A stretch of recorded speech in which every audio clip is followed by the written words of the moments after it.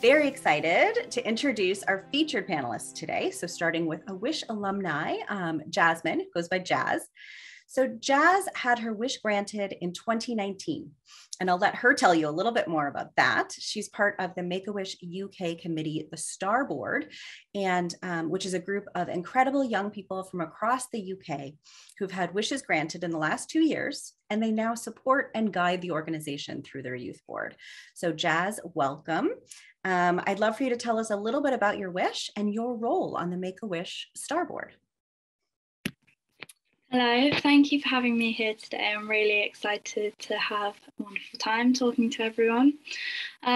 So I'm Jazz, and my wish was granted in 2019. I wished to meet Ariana Grande, and truly it was the best experience of my life, and I literally cannot thank Make-A-Wish enough. It's had such a massive impact on me, and I got to spend the whole weekend in London. I got to see her show and meet her just before. It was such an incredible experience. I was shaking the whole time, but it was amazing, and she was so down to earth. And really, they say not to meet your heroes, but I had an amazing experience, so I'm so thankful for that. I'm now part of the Star Board at Make-A-Wish UK, which is a youth board, as CARI said. So there's 9 of us on the board, and we all collaborate together, helping Make-A-Wish with ideas and new perspectives from young people. That's my role at Make-A-Wish. Thank you so much, Jazz. I love your wish. I've seen some of the photos. If anybody hasn't, I definitely recommend checking that out. So thank you so much. Now let me introduce Dr. Cheung. Dr. Cheung is a doctor of emergency medicine and is a passionate advocate of our mission.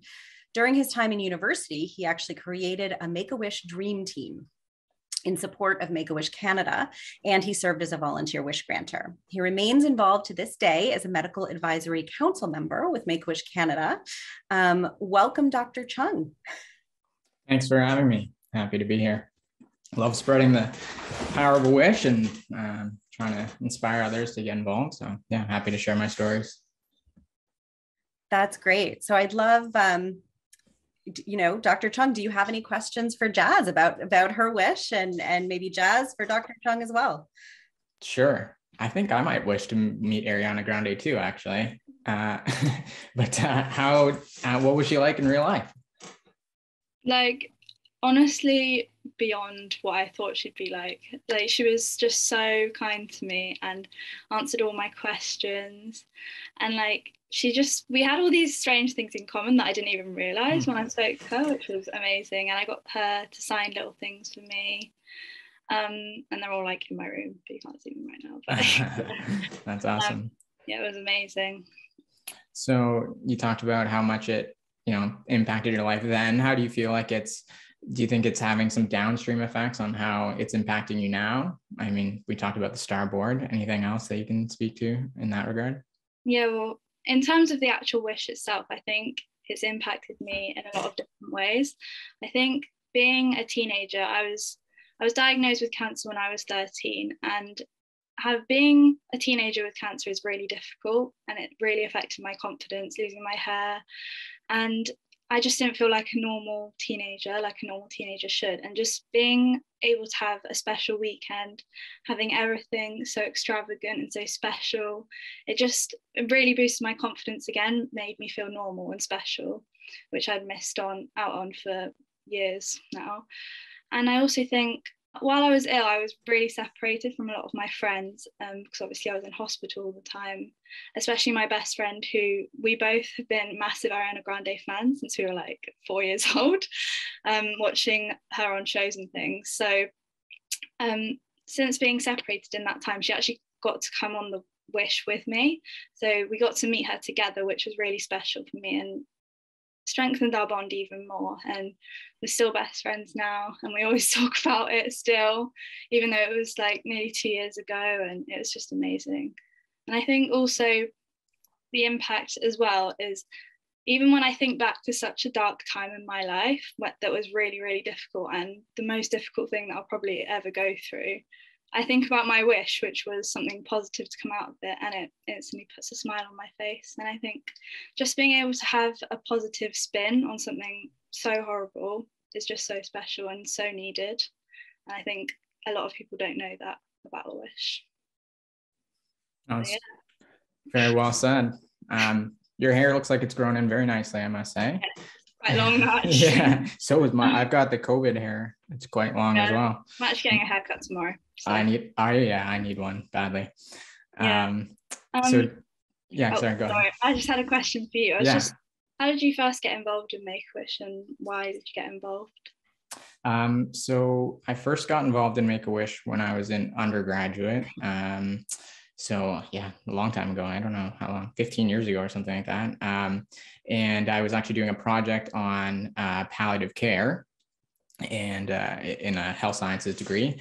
And so a lot of the people in the class were looking at the typical palliative care type stuff, so older people. But I thought, oh, well, maybe I could take a little different spin on it. And so I wanted to look at palliative care in younger people. And so I got in touch with Make-A-Wish in our local chapter in London, Ontario. And I think it was just the stars aligning, no pun intended, but it just so happened that all the chapter presidents were all meeting, I think like 2 weeks from that point in time, and they invited me to actually come and meet all of them. And I got to hear all of their stories. And it was genuinely one of those days that I still remember, as far as, changing the course of my life and being able to hear their thoughts and hear their passion about the work that they were doing. Inspired me to take action. And at the time I was heavily involved in some student leadership stuff within the university. And so we had a whole team of, 50 crazy students that all wanted to find something fun to do that we could work on together. And so we created this thing called the Dream Team, which was essentially our faculty deciding that Make-A-Wish was going to be the charity that we supported. So all the funds from any events that we ran all went to that. And it's pretty cool. It still lives on today, however many years later. And it's been an incredible journey. And then I just kept that up. I brought same thing, Make-A-Wish, to when I went to med school. And I've been lucky to keep touch with some of the core group, and feel exceptionally lucky to be able to come and chat at things like this, and also serve on the advisory committee as well for Make-A-Wish. Nice, that's really cool. Yeah. Are you still involved in that original group then now? I'm not as involved. I have some minor ties, although some of the administrators, like the dean of the faculty and stuff that I had kept in touch with, they've all moved on as well. That's how old I am now. So some of those people have since retired, but I hear from them and hear, that the group is still going strong, and every once in a while, like, creep them on Facebook or something just to make sure it's still going. But yeah, they're still granting a wish every year and inspiring the newest students that are all going to university, sharing the power of a wish there. So yeah, pretty incredible. That's really cool. Yeah. And so for you, did you have your wish? Was it, I guess, before COVID then? Yeah, my wish was before COVID, so it was 2019. So it's kind of lucky, actually. It could have fallen. It was 2019 summer, but COVID's had a massive impact on wishes, and it was a lot of starboard at the beginning, because we started in 2020. So a lot of our work at the start went into how we can improve the situation with COVID and what we can do for children while they're waiting for wishes and things like that. Yeah. What kind of things are you guys doing on Starboard with children who have been affected by COVID and their families? Well, at the start, when there was really not a lot we could do, was we thought we could make packages and things to send to children while they're waiting, and thought of ideas of things that we could do, special things, and also trying to make the sort of wish granting experience more interactive, because before you have your wish, you have a wish granter come to your house and ask you about your wish and what you want to do. And I think it needs to be a personal conversation, because obviously you want to properly understand what the child needs. So we had a lot of conversations about how we can improve that and make it more personal again, rather than just like an email or a phone call, stuff like that, and some other things as well. But yeah, some of the things we did. Nice. So since you're a doctor and things, do you ever see a difference in the child when they're waiting for their wish and in the anticipation of the wish? I think definitely. And I think it's something that probably most of us could even relate to. I mean, if you think of, a really exciting vacation that maybe you and your family have planned, regardless of wish or anything like that, just something that you're looking forward to. I'm in Canada right now. It's the dead of winter. It's freezing cold. And it used to be that, it helped get you through that winter because you knew, next month we're going on a nice trip. We're going to park on a beach and enjoy, cold drink on a beach and run around in the ocean. And that anticipation of this amazing, good, fun thing that you're looking forward to helps get you through on some of those tough wintry days, definitely. And I think that same mentality could definitely apply for the wish child and their families. And I think, honestly, there's good evidence to support that as well, as far as literature in the psychiatry and psychology fields, just with respect to the anticipation of something oftentimes is as good or causes as much happiness or as good as the actual thing that you're looking forward to. I think we can all sort of appreciate that. You're excited about, I don't know, some package that's getting delivered, and then you get it and you're like, oh, that was nice, but now it's here, and it's still great, of course, but the anticipation is such a big component of the process. And I think that's one thing in my experience with Make-A-Wish that they certainly have always recognized. It sounds like over there in the UK as well, but it's an entire process. There's so many moving pieces involved, and they recognize that the process starts right from the beginning when the families are contacted. And that's really when the wish process starts. And that's when the community starts rallying around family and you start developing those lifelong relationships. And so they definitely recognize that it's not just about that day when you meet Ariana Grande and then it's all over. It's everything leading up to that and everything after that. And they really do make sure that they focus on that, which I think is certainly one of the strong suits of this group. Yeah, I definitely agree. I think especially the anticipation and the little things that Make-A-Wish do in the anticipation, sending you little goodies. And just before, like I remember just before my wish, I got a little postcard and they'd written a note to me, but included little lyrics of Ariana Grande in it. And I just thought that was so special, even though it's just a tiny little thing. It's so special. And also the after is really important, like you said, and that's something we talk about a lot in Starboard, Wish Legacy, and how we can keep the wish going and making up little things that we could do for that. So I think that's really important. Yeah, I definitely think so. I think the after effects and the memories that you create are probably, you could speak to this more than I could, but those are the things that have the most lasting impact. And especially when you look at it as far as, even from a cost perspective, chemotherapy is pretty expensive, can be $10,000-$20,000 a round, something like that. And you compare that to the cost of a wish and the value that it gives to that wish child and the family. It's the best money that you could ever spend. And again, there's great data to suggest that, the best money that you can spend for all of us is not on material things, but on experiences and memories that we create with the people that we care about. And the more we can focus our time and energy on those kind of things, the generally speaking, the more joy we can have in our lives, and certainly providing joy to other families and being able to donate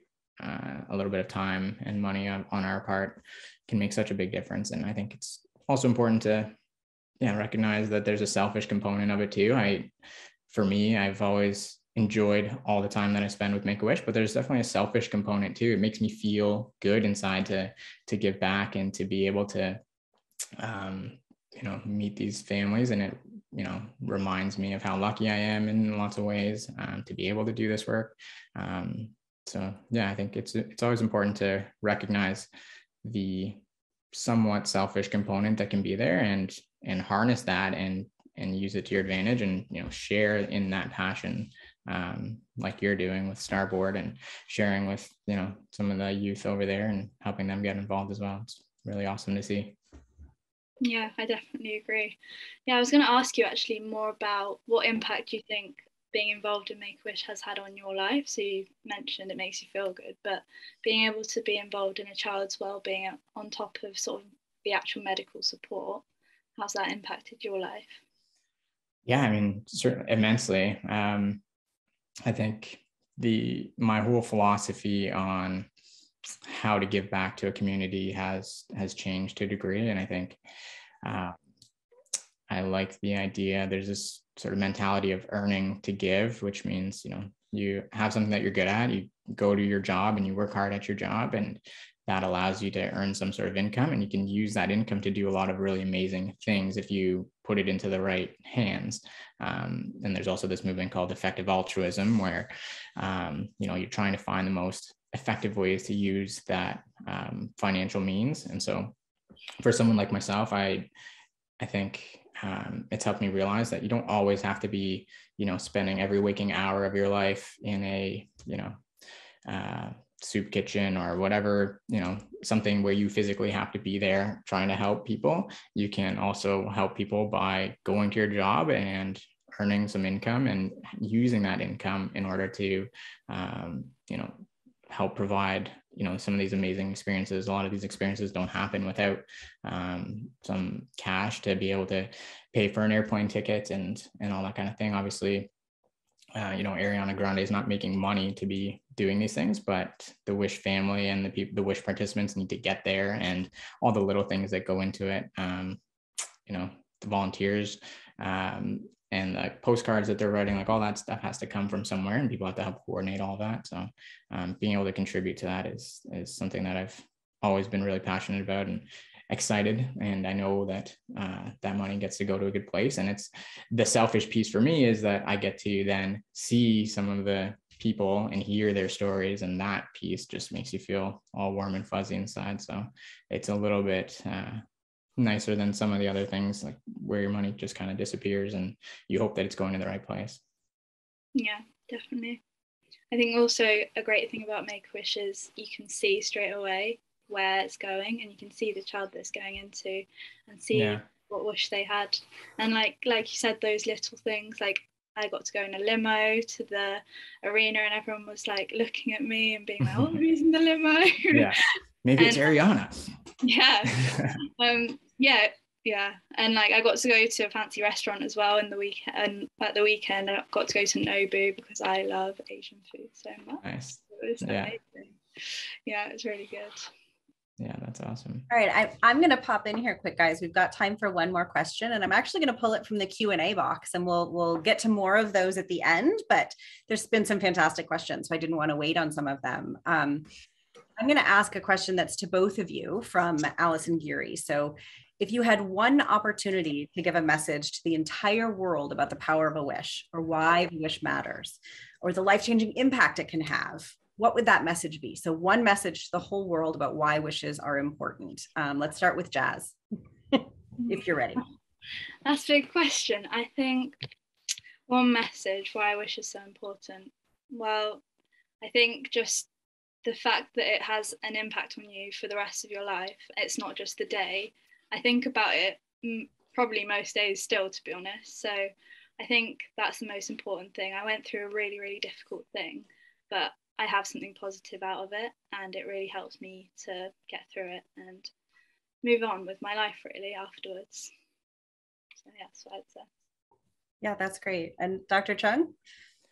Yeah, I think Jazz spoke to this as well, and that she had a very difficult time being a kid, but not really being allowed to be what you might classically think of as a kid if you're spending all your time in hospital and on medications that change how you look and how you feel. And so I've always looked at Make-A-Wish as a vehicle or a way that kids can regain some of that innocence, or that just being a kid again, giving back some of what was stolen from them. The Dream Team's motto actually was "Be a kid again," and I think that's always spoken to me.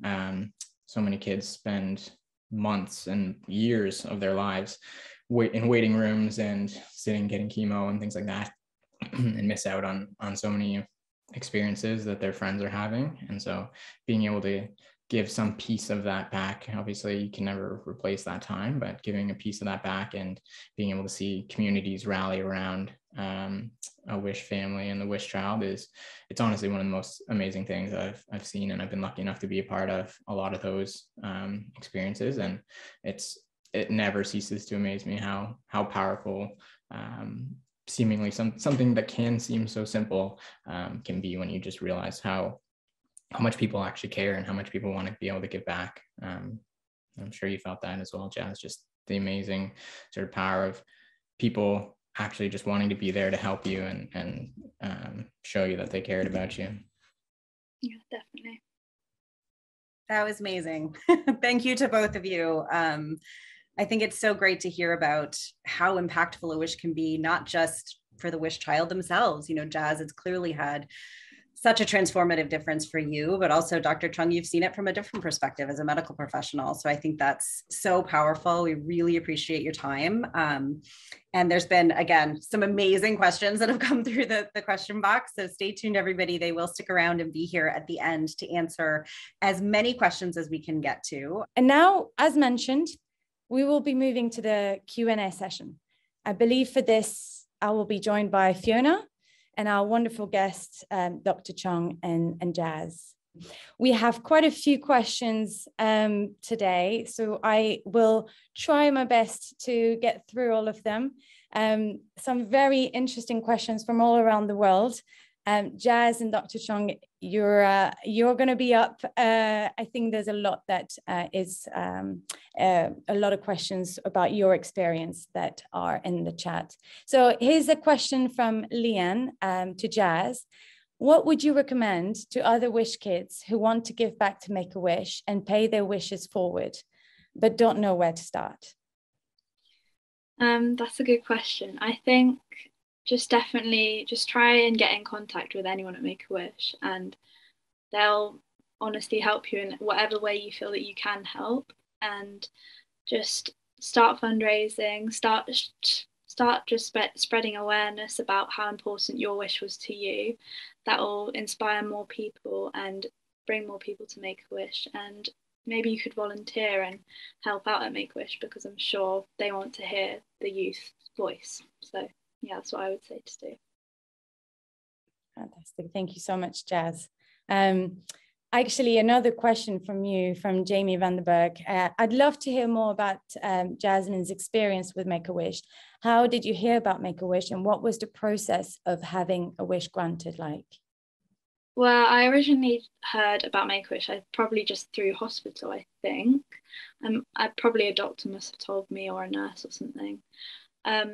I remember at the start, I instantly thought, oh, I would love to meet Ariana Grande, but surely that's not possible. That's what I thought at the start. But then I had some wish visitors come to my house, and I sat down with them, and I sort of said a bit like unsure, oh, I'd love to meet Ariana Grande, but totally understand if that's not possible. And they said, don't be silly, like nothing is impossible, which I think is really important. And I was able to be as creative as I wanted, and I was just so shocked that I could just have whatever I wanted, basically. And then I found out that my wish was going to be granted in the summer. And then it just went from there, really. I had the whole weekend in London, and it was the best concert I've ever been to as well. And then obviously afterwards, I got to be involved with Starboard, which has been really amazing, because I know how much of a big impact it had on me, and to be able to help other children who've been through similar things to me, and share the impact that it had on me on others, it's just been amazing. I'm so grateful to Make-A-Wish to help me get involved and for my wish in the first place. So yeah. Thank you so much, Jasmine. Amazing. I have a couple of questions for you, Dr. Cheung. From Jamie as well. With a variety of pandemic measures that differ province to province in Canada, is Make-A-Wish still able to grant wishes in the pandemic? If not, how can we encourage those suffering to stay positive in the current circumstances? Yeah, so I mean, obviously there's different types of wishes, and classically they fell into different categories. I wish to have, I wish to be, I wish to go. Those are some of the classic ones. So meaning, I wish to go to Disneyland, I wish to go meet Ariana Grande. A lot of younger people's wishes are, I wish to be a superhero, for example, I wish to be a princess. And then of course there's the wish to have, which often comes in the form of some sort of thing that they're excited about, whether it's, a computer system that because they love playing games, or a hot tub because they, the actual, they can even be a therapy thing for them. So yeah, I think we've had to be creative in terms of how wishes are granted. And as Jazz would probably be able to speak to as well, she was just talking about when the wish people come to your home, it's not a, just tell us what your one wish is. There's always a, give us a list of things that would be exciting for you. And then the team works together to do their absolute best to grant, the ultimate wish. But, sometimes it's not possible. Sometimes kids wish to be astronauts and go to the moon, and that's a little bit difficult, but you can experiment with that. Maybe they can arrange some sort of underwater astronaut experience, for example. So I think it's all about how creative the team can be. And I've said this, I don't even know how many times, but the community aspect of it is so important. And even when it's a wish to have something as seemingly simple as a computer, the entire experience that gets built around that, even during the pandemic, can be such a special experience, and something that we always would make sure that the child and their family can remember for a lifetime. I think we may have lost Fiona, or not Fiona, Eleanor. Oh, she's back. Okay.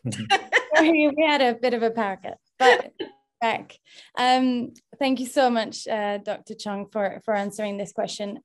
Actually, there was a question that was in the chat around as well, the medical community, from Patty, who asked if COVID has impacted your ability to refer children, and what are ways that we can help the medical community to continue to refer to make a wish. So I think one important thing that we didn't really touch on too much, and doesn't need to be the focus of this type of talk, but Make-A-Wish doesn't actually ever go out and try to find children to donate wishes for. It's not really, I don't think it's the organization's place to preach too much and say, this is what we think you need. So wishes come to us from families themselves. They might hear about the organization through word of mouth or things like that. Somebody might suggest, hey, you might want to look into this, but there's never a Make-A-Wish person going around trying to find people to grant wishes for. We always want to respect families' privacy, and their, when a family is ready for something like that, then they would reach out to us. Yeah, I don't actually know all the specific numbers. I'd have to defer back to somebody else. I don't know if those numbers actually changed all that much during the pandemic. I mean, certainly the things that make children sick and that lead to them needing wishes, those things haven't changed. But yeah, I don't know why that made me tear up for a second, but yeah, a lot of things have changed during COVID, and the way that we have dealt with a lot of difficult things have changed.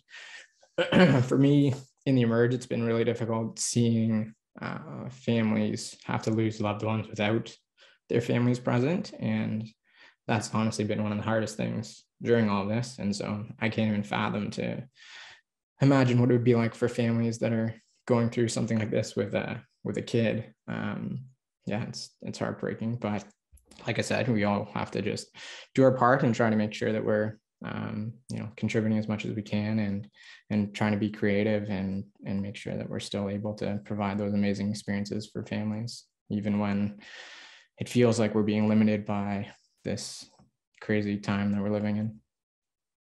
Thank you so much, Dr. Cheung. I think all of us couldn't agree more with what you've just said. There was actually a question from Jess, bouncing from what you mentioned, to both of you. Do you find that parents are also affected by the wish journey when a wish is being granted?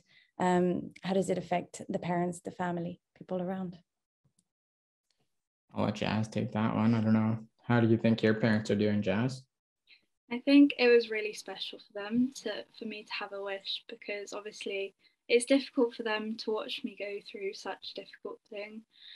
And obviously they felt the same thing that I was missing out on my childhood. And I think for me to have such a special thing has made them feel better about my whole illness, and it definitely impacted my whole family. My little brother got to come on the trip with us, and he enjoyed it as much as I did, I think, to be honest.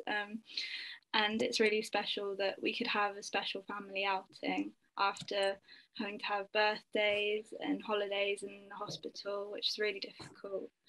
So being able to have something special like a wish is really impactful on the whole family, I think, as well as my best friend, who I count as family as well. She came with me. So yeah, it's really special. Yeah, and I would add to that, one of the first wishes that I did with my med school class, the mom that was involved in that wish became very involved with Make-A-Wish afterwards as well. So you often will see that, you know, the power of a wish rub off on a lot of the people that become involved. And I mean, Jazz and I are good examples of that, in that we both got to experience a wish in different varieties, different flavors, different forms, and both of us were impacted enough by it that it's become, you know, a central part of our lives and how we choose to spend our free time. So amazing. And thank you so much for sharing that, you know, that impact experience to all of us today. I think it's so powerful. And we have on this call a lot of, as CARI mentioned at the start, we have a lot of partners or people who have wanted to know more about the Make-A-Wish experience, Make-A-Wish family, Make-A-Wish mission. And actually there is a question in the Q&A. I think that one is going to be for you, Fiona. What's the top priority that Make-A-Wish are looking for in their partners this year? Yeah, well, I think this year is maybe no different to any other year. We are looking for partners who are kind of committed to our mission and who can support with sustainable funding for us and supporting to grant the wishes, not only that we have in the pipeline now, but also that we would be having referrals for in the future. So it really is about partners who understand the mission or want to understand the mission and can support us in the kind of long term. We work with partners who can provide funding for wishes, but also that can provide gift in kind and experiences for children, which is really important. And then the volunteering aspect and the talent of the companies that we work with is also hugely beneficial to us. So that's what we're kind of looking for this year as we move out of the pandemic. Amazing. Thank you, Fiona. I think we have time for one more, CARI, because there's one question which I think is important to ask from Jessica to Jazz. Did you wear a ponytail for the concert? I actually didn't wear a ponytail to the concert, don't shoot me, but I did get to touch her ponytail though, and I remember it smelled amazing, so I'll never forget that smell. Great, thank you so much, Jazz. Over to you, CARI. I think there's a lot of jealous people on this call right now that you got to touch and smell that ponytail, so that's pretty great. Thank you to everyone for joining us today. Thank you especially to Jazz and Dr. Cheung for being so generous with your time and sharing this inspirational chat today. So we hope we were able to add some inspiration for everyone who was able to tune in and see this great conversation. And from all of us at Make-A-Wish International and on behalf of the Wish Kids and families we serve, thank you for supporting our mission. We couldn't create life-changing wishes without your support. So thank you to each and every one of you.